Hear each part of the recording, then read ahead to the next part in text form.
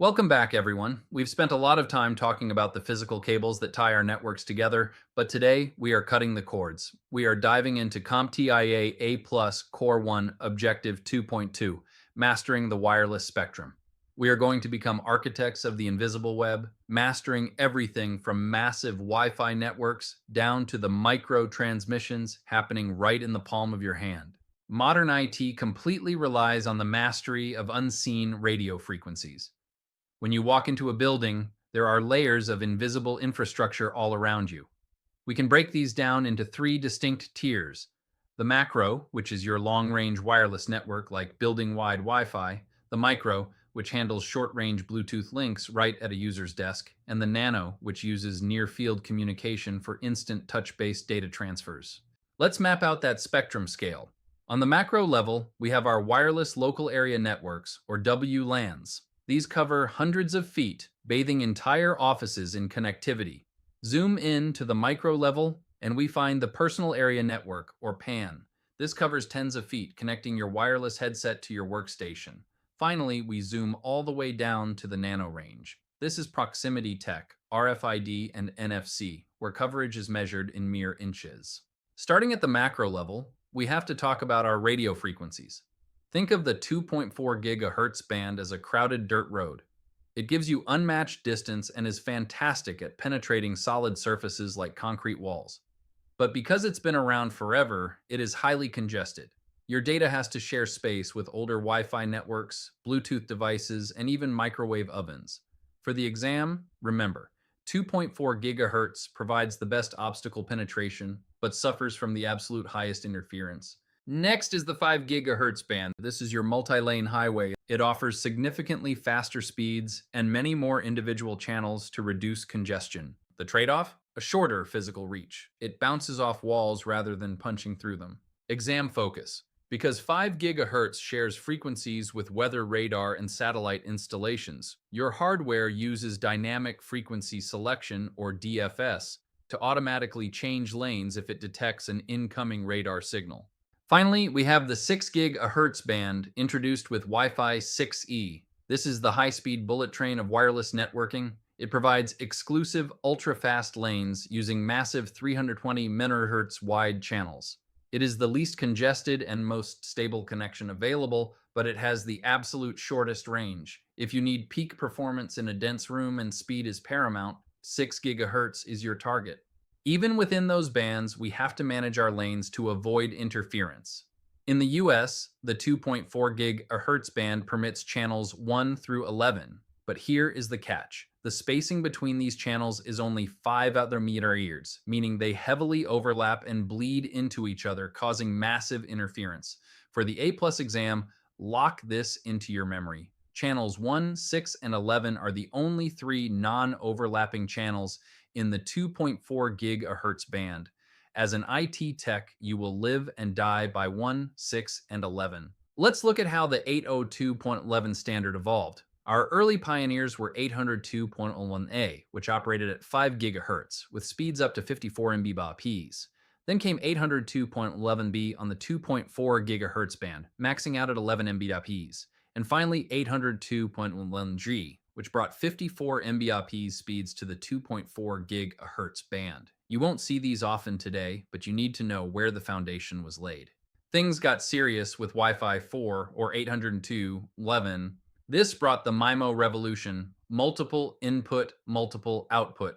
Suddenly, routers could use multiple antennas to send and receive simultaneous data streams. It also introduced dual band operation, utilizing both 2.4 and 5 gigahertz, and allowed us to bond two 20 MHz channels together to double our throughput up to 150 Mbps per stream. Wi-Fi 5, or 802.11ac, shifted the focus to managing multiple users at once. It operated exclusively on the 5 gigahertz band and introduced massive 80 and 160 MHz bonded channels. Its defining feature was downlink MU-MIMO, allowing a single access point to transmit data to up to 4 different client devices simultaneously, rather than making them wait in line. When you pack hundreds of devices into an office, you need Wi-Fi 6 or 802.11ax. This standard brought stability to highly congested networks across the 2.4, 5, and the new 6 GHz bands. It upgraded us to bidirectional MU-MIMO for up to 8 simultaneous clients, and introduced OFDMA, which intelligently slices up channel space to sustain high data rates for dense client populations. And now, the bleeding edge, Wi-Fi 7 or 802.11be. This standard is designed for absolute maximum throughput and near zero latency. By utilizing 320 MHz wide channels, it can push an astonishing 46 Gbps. It also introduces multi-link operation, or MLO, allowing your laptop to actively transmit over the 5 GHz and 6 GHz bands at the exact same time. Let's step off the macro network and zoom into the user's desk. It's time to build the personal area network. For the PAN, Bluetooth is the undisputed standard. Its primary purpose is to connect your local peripherals, like keyboards, mice, and headsets, and share data between two localized systems. It requires a device to be placed in discoverable mode and usually requires a pin pairing process to ensure the connection is trusted and secure. If you are using modern hardware, you are likely utilizing the Bluetooth 5 standard, which brought massive upgrades. It delivers twice the speed and 8 times the messaging capacity of its predecessors, all while lowering power consumption to save your mobile battery life. Exam focus. You absolutely must know that the maximum range for Bluetooth 5 is up to 240 meters, or about 800 feet, in optimal conditions.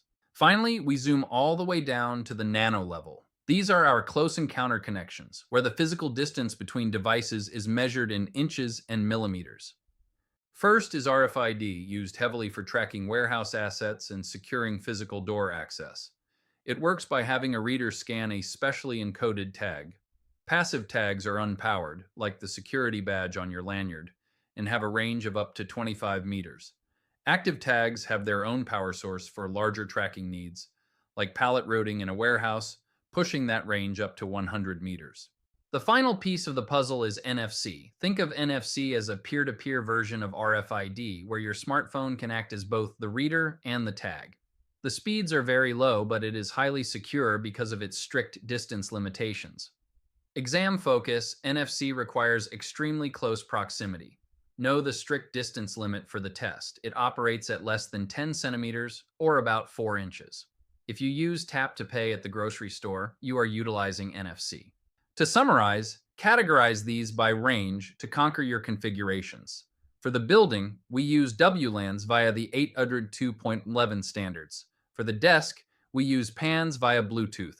And for the hand, we use proximity tech via NFC and RFID. You are now fully equipped to navigate the invisible web. You know how to configure the right standards for the right physical environments, from massive macro frequencies down to micro tap-to-pay terminals. You are ready to dominate CompTIA A+ Core 1 Objective 2.2.